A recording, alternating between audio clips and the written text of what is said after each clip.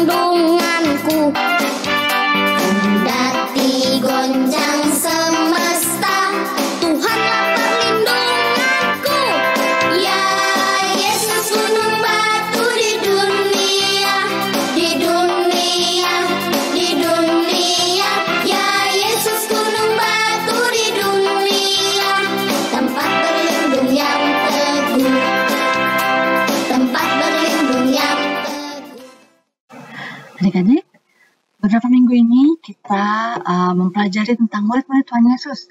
Adik-adik masih ingat nggak siapa aja? Yang pertama, Simon Petrus, Andreas, Yakobus, apa lagi ya? Kayaknya ya, lebih mudah, lebih cepat kalau kita menghafalkannya lewat lagu. Gimana?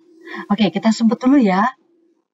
Simon Petrus, Andreas, Yakobus, Yohanes, Filipus, Thomas, Yakobus anak Alfeus, Tadeus, yang mana kita akan dengarkan firman Tuhan hari ini tentang Tadeus. Kemudian Simon orang Zelot, Matius, Bartolomeus, kemudian yang terakhir Yudas Iskariot. Oke, itu 12 murid Yesus. Lebih mudah kita nyanyikan, dan Kak Feby yakin pasti adik-adik sudah tahu lagu ini karena kita sering nyanyikan waktu di gereja ya. Oke, kita dengarkan lagunya ya. Kita coba nyanyikan sama-sama. Jadi yang pertama Kak Feby ingin kita semua nyanyi full, kemudian yang kedua kita ganti-gantian. Kak Feby nyanyi satu, kamu nyanyi satu. Oke?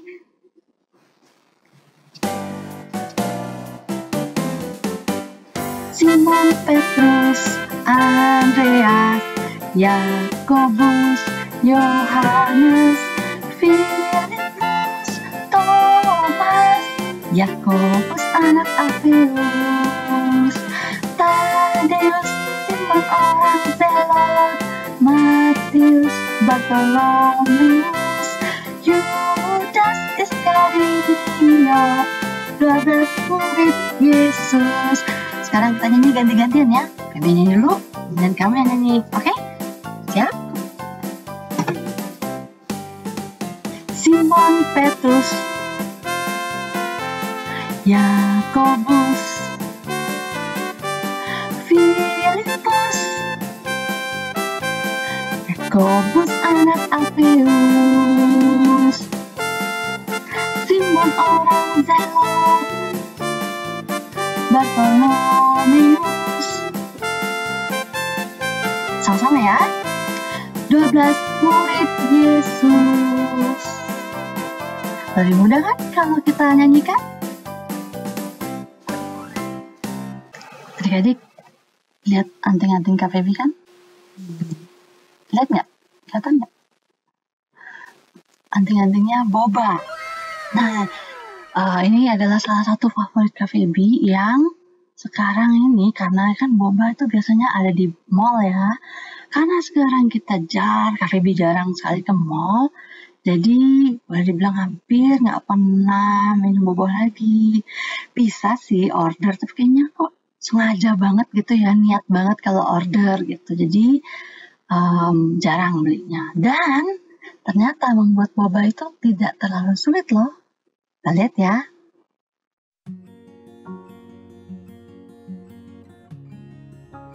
Kita cuma mencampurkan trigelnya ke dalam tapioka. Kita aduk dulu. Kemudian kita kasih air sedikit-sedikit.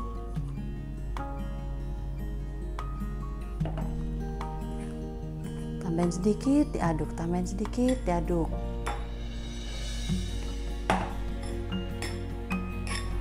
Oke, jadi tadi Kak Feby pakai hanya 100 ml air.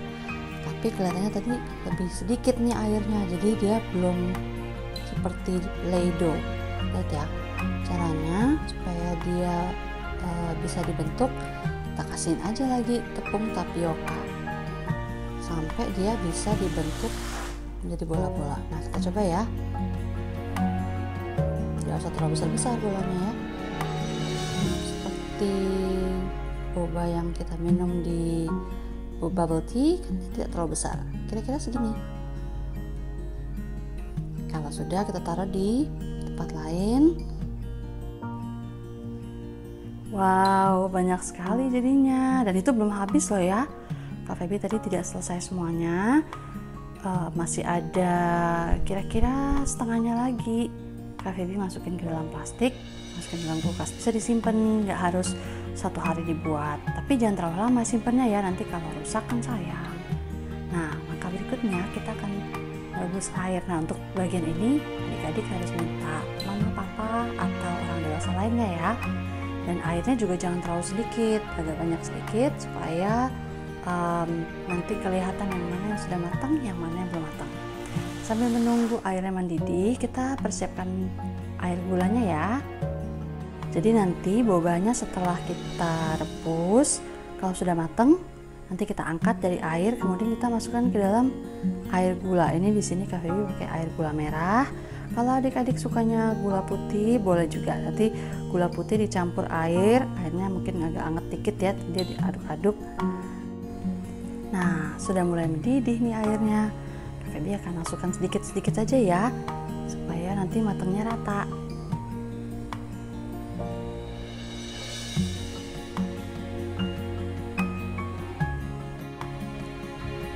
Adik-adik bisa lihat ya, ada yang mengapung, ada yang masih tenggelam di bawah. Nah, yang sudah mengapung ini sudah boleh kita angkat karena tandanya dia sudah matang. Yang di bawah jangan diangkat sama-sama, nanti dia masih keras di dalamnya. Jadi yang sudah mengapung aja yang diambil. Pelan-pelan, kemudian masukkan ke dalam air gula.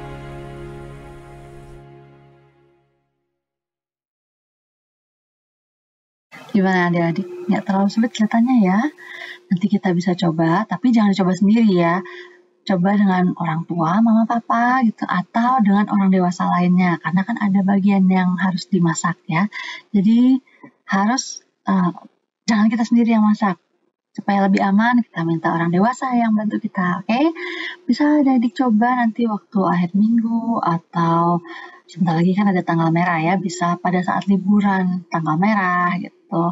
Adik-adik, oke, kita sekarang akan masuk ke dalam firman Tuhan. Hari ini firman Tuhannya dibawakan oleh Ibu Deborah, dan seperti tadi Kak Feby bilang di depan, kita akan belajar tentang Tadeus. Kita jarang dengar nama Tadeus. Kita dengarkan penjelasan Ibu Deborah tentang siapa itu Tadeus. Oke, sebelum kita mendengarkan firman Tuhan, mari kita mempersiapkan hati kita dengan lagu berikut ini. Adik-adik, sekarang waktunya untuk kita mendengarkan firman Tuhan. Siapa yang mau dengar firman Tuhan? Yuk kita duduk yang manis, kita buka telinga dan hati kita. Ku buka hatiku untuk firman-Mu. Ku ingin menjadi seperti Yesus. Berfirmanlah Tuhan, ku mau mendengar dan melakukannya setiap hari. Roh Kudus yang manis, tolong aku menuruti firman Tuhan. Roh Kudus yang manis, jadikanku anak Tuhan yang manis. Adik-adik, ayo kita nyanyikan lagu ini sekali lagi dengan lebih sungguh-sungguh sambil mengarahkan hati kita sama Tuhan. Kita ingat kebaikan Tuhan Yesus dalam hidup kita. Buka hatiku untuk firman-Mu. Ku ingin menjadi seperti Yesus. Berfirmanlah Tuhan, ku mau mendengar dan melakukannya setiap hari. Roh Kudus yang manis, tolong aku menuruti firman Tuhan. Roh Kudus yang manis, jadikanku anak Tuhan yang manis.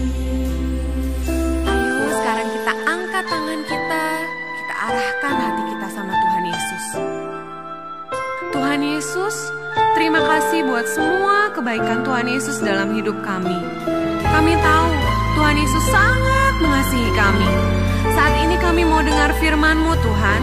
Kami perlu Roh Kudus-Mu untuk menuntun kami, supaya kami bisa melakukan apa yang Tuhan Yesus mau kami lakukan.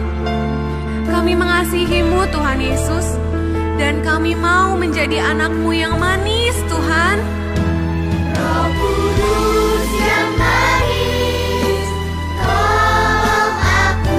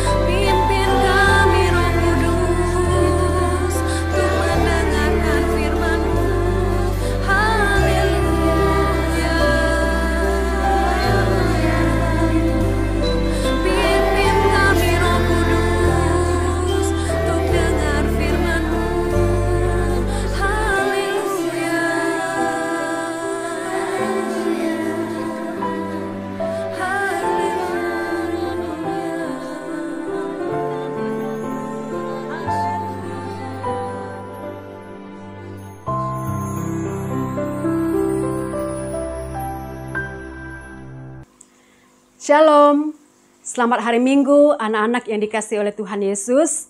Bersyukur hari ini kita masih sehat, kita masih kuat, kita masih bisa belajar, bahkan juga kita masih bisa memuji nama Tuhan. Kita percaya ini semua karena kebaikan Tuhan kepada kita. Kali ini kita akan belajar firman Tuhan tentang murid Tuhan Yesus yang bernama Tadeus. Tapi sebelum mendengar firman Tuhan, kita berdoa terlebih dahulu. Lipat tangan dan matanya ditutup. Kita berdoa. Tuhan Yesus, sekarang kami akan mendengarkan firman-Mu. Tuhan yang akan menolong setiap kami masing-masing di rumah agar dapat mendengarkan firman Tuhan ini dengan baik. Di dalam nama Tuhan Yesus kami berdoa. Amin. Kali ini kita akan membahas murid Yesus yang bernama Yudas. Tapi jangan sampai kamu salah persepsi ya. Yudas di sini berbeda dengan Yudas Iskariot. Rasul Yudas ini adalah murid yang menulis kitab Yudas. Sekalipun jarang disebut di kitab Injil dan sosoknya tidak terlalu menonjol, namun Rasul Yudas memiliki beberapa fakta menarik yang patut kita ketahui. Pertama, Yudas rasul dengan banyak nama. Yudas adalah nama dalam bahasa Yunani dan disebut juga Yuda atau Yehuda dalam bahasa Ibrani, dan Injil juga menyebutnya sebagai Tadeus. Ia memiliki nama belakang atau nama keluarga yaitu Lebaius. Hal ini tertulis dalam Alkitab, terjemahan lama di Matius 10 ayat 3 atau versi King James. Tetapi dalam Yohanes 14 ayat 22, Rasul Yohanes menuliskan tentang dia dengan sebutan Yudas yang bukan Iskariot untuk membedakan dia dari murid yang mengkhianati Yesus itu. Ia juga disebut sebagai Yudas anak Yakobus di Lukas 6 ayat 16, namun di Yudas 1 ayat 1 ia menyebut sebagai saudara Yakobus. Kedua, lahir dari keluarga Yahudi dan berasal dari Barnias, Galilea. Rasul Yudas lahir dari keluarga Yahudi dari kota Barnias, Galilea. Sebuah kota yang kemudian dibangun kembali oleh Kekaisaran Roma dan diberi nama baru Kaisarea Filipi. Lokasi kota ini berada di sebelah barat daya Gunung Hermon dan dekat dengan sumber mata air Grotto. Di sana dibangun kuil-kuil pemujaan dewa Yunani bernama Pan. Saat ini kota tersebut tidak dihuni lagi dan menjadi situs arkeologi di wilayah dataran tinggi Golan. Ketiga, ia adalah saudara sepupu dari Tuhan Yesus. Orang tua Yudas dipercaya adalah Klopas dan istrinya adalah Maria. Maria ibu Yudas ini adalah saudara sepupu dari Maria ibu Tuhan Yesus. Jadi bisa dikatakan bahwa Yudas dan Tuhan Yesus adalah saudara sepupu sehingga mereka memiliki kedekatan yang cukup istimewa. Walau demikian, sosoknya tidak begitu menonjol di antara ke-12 murid. Keempat, ayah Yudas menjadi martir karena imannya. Tradisi gereja percaya bahwa ayah Yudas, Klopas, menjadi martir karena imannya kepada Yesus yang telah bangkit dari kematian. Sosok Klopas dipercaya memiliki karakter pemberani, terutama dalam memberitakan Injil yang membawanya menjadi martir. Kelima, menuliskan kitab Yudas. Dalam suratnya yang cukup pendek, Rasul Yudas mengingatkan umat percaya mula-mula untuk tetap kuat dalam masa sulit dan tetap berpegang kepada kebenaran yang diajarkan Yesus dan para rasul. Karena pada masa gereja mula-mula tersebut, banyak bermunculan ajaran-ajaran apokaliptik, pewahyuan yang melenceng dari ajaran Tuhan Yesus. Keenam, misi penginjilan Rasul Yudas. Diperkirakan Rasul Yudas memulai penginjilannya dari wilayah Yudea, Samaria, Idumea, Syria, dan baru ke Mesopotamia dan Libya. Walau demikian, tradisi gereja juga percaya bahwa Rasul Yudas bersama dengan Rasul Bartolomeus menjadi pemberita Injil yang pertama di wilayah Armenia. Itu sebabnya sosok mereka menjadi patron yang kudus bagi gereja apostolik Armenia. Ketujuh, akhir hidup Rasul Yudas menjadi martir di Beirut, Libanon. Menurut tradisi, Rasul Yudas menjadi martir di wilayah Beirut pada tahun 65 Masehi. Beirut saat itu adalah sebuah provinsi di bawah kekuasaan Romawi dan letaknya di Syria kuno atau Libanon pada saat ini. Saat itu, Yudas bersama dengan Simon orang Zelot mengalami mati martir. Kapak yang sering muncul dalam gambar Rasul Yudas menjadi simbol bagaimana ia mati dibunuh. Catatan tentang kematiannya ditulis dalam Act of Simon and Jude yang merupakan salah satu koleksi tentang kisah-kisah dan legenda para rasul yang dipercaya ditulis oleh Abdias, uskup Babylon, dan diterjemahkan dalam bahasa Latin oleh muridnya, Tropaeus Africanus. Di kemudian hari, tubuh Rasul Yudas dipindahkan dari Beirut ke Roma dan kemudian disemayamkan di Basilika Santo Petrus. Saat ini, tulang-tulangnya dipercaya berada di altar utama Santo Yosef, di salah satu kubur bersama dengan Rasul Simon orang Zelot. Itu Itulah 7 fakta Alkitab tentang Rasul Yudas, sosok dengan banyak nama namun tidak terlalu menonjol. Semoga J-Sears terinspirasi dengan kerendahan hati Yudas dan bagaimana ia menekankan kepada ajaran yang benar tentang Injil Kristus ya. Tadeus adalah murid dari Tuhan Yesus ya. Dia memiliki 3 nama, yaitu Tadeus, Lebaius, dan Yudas. Tetapi Yudas di sini berbeda dengan Yudas Iskariot. Dan nama Yudas ini berasal dari bahasa Yunani ya. Tadeus ini dia lahir dari sebuah keluarga Yahudi. Dan dia berasal dari Banias, sebuah kota di Galilea. Kota yang dibangun kembali oleh Kekaisaran Romawi pada waktu itu. Tadeus ini adalah murid Tuhan Yesus yang kurang terkenal. Ya, dia kurang menonjol kalau dibanding dengan murid-murid Tuhan Yesus yang lain. Walaupun Tadeus tidak terkenal, dia tidak menonjol atau kurang menonjol dibanding dengan teman-temannya, tetapi Tadeus adalah murid yang sangat mengasihi Tuhan Yesus. Dia adalah murid yang sungguh-sungguh menunjukkan pengabdiannya, bahkan juga ketekunannya di dalam melayani Tuhan Yesus. Tadeus, dia memang kurang menonjol ya, dia memang kurang terkenal kalau dibanding dengan teman-temannya yang lain. Tetapi ada satu hal yang membuat Tadeus ini terkenal, yaitu melalui sebuah pertanyaan yang ia sampaikan kepada Tuhan Yesus pada malam sebelum Tuhan Yesus ditangkap. Coba kalian ambil Alkitab dan buka dari Injil Yohanes pasal 14. Kalian buka Injil Yohanes pasal yang ke-14. Kita membaca ayat 18 sampai dengan ayat 22. Yohanes 14 ayat 18, ayat 19 dan ayat 22. Kalian simak baik-baik dan saya membacakannya ya. Ayat 18 berkata demikian. Aku tidak akan meninggalkan kamu sebagai yatim piatu. Aku datang kembali kepadamu. Lalu ayat 19. Tinggal sesaat lagi dan dunia tidak akan melihat aku lagi, tetapi kamu melihat aku, sebab aku hidup dalam kamu dan kamu pun akan hidup. Lalu ayat yang ke-22, Yudas yang bukan Iskariot berkata kepadanya, Tuhan, apakah sebabnya? Maka engkau hendak menyatakan dirimu kepada kami dan bukan kepada dunia. Anak-anak, pada waktu Tuhan Yesus berkata bahwa ia akan kembali untuk menyatakan dirinya kepada para murid, Tadeus pada saat itu dia bingung. Dia bingung bagaimana Yesus bisa menyatakan dirinya kepada para murid-murid saja dan bukan kepada dunia.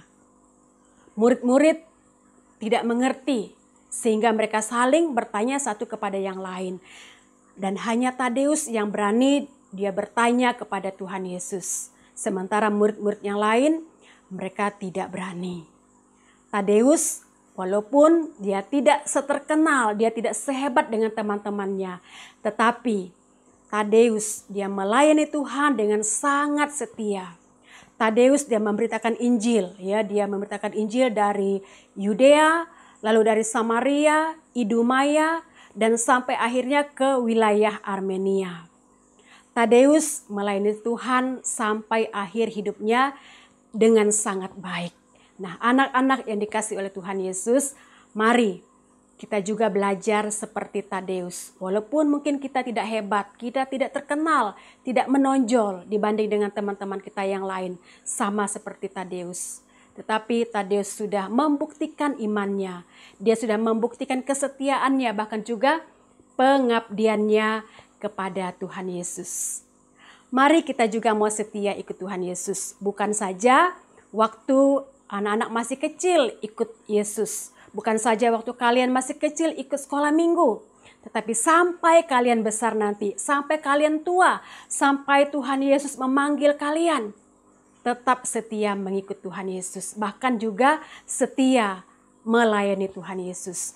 Karena dia adalah juru selamat manusia.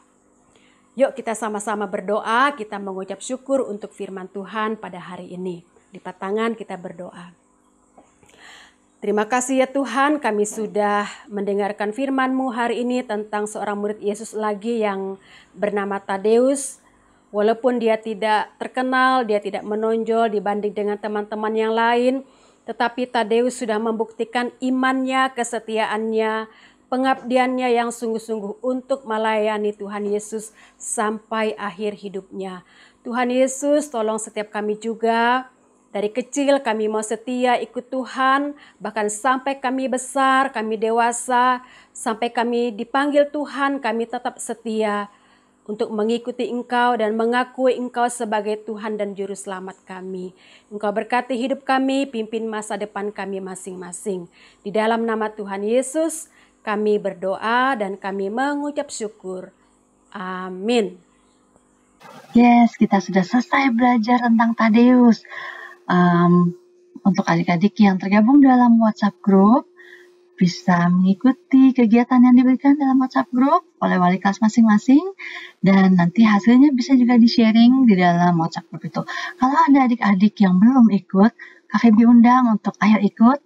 Dan kalau misalnya ada yang belum tergabung dalam WhatsApp group, bisa juga bilang, Kak, aku belum ikut loh WhatsApp group. Nanti bisa didaftarkan dalam WhatsApp group supaya bisa ikut kegiatan-kegiatannya. Seru-seru banget. Oke, hari ini kita sudah selesai ibadah kita. Kita akan tutup dalam doa. Mari kita sama-sama berdoa ya. Tuhan Yesus yang baik, sungguh kami bersyukur. Hari ini kami boleh belajar tentang murid-Mu Tadeus.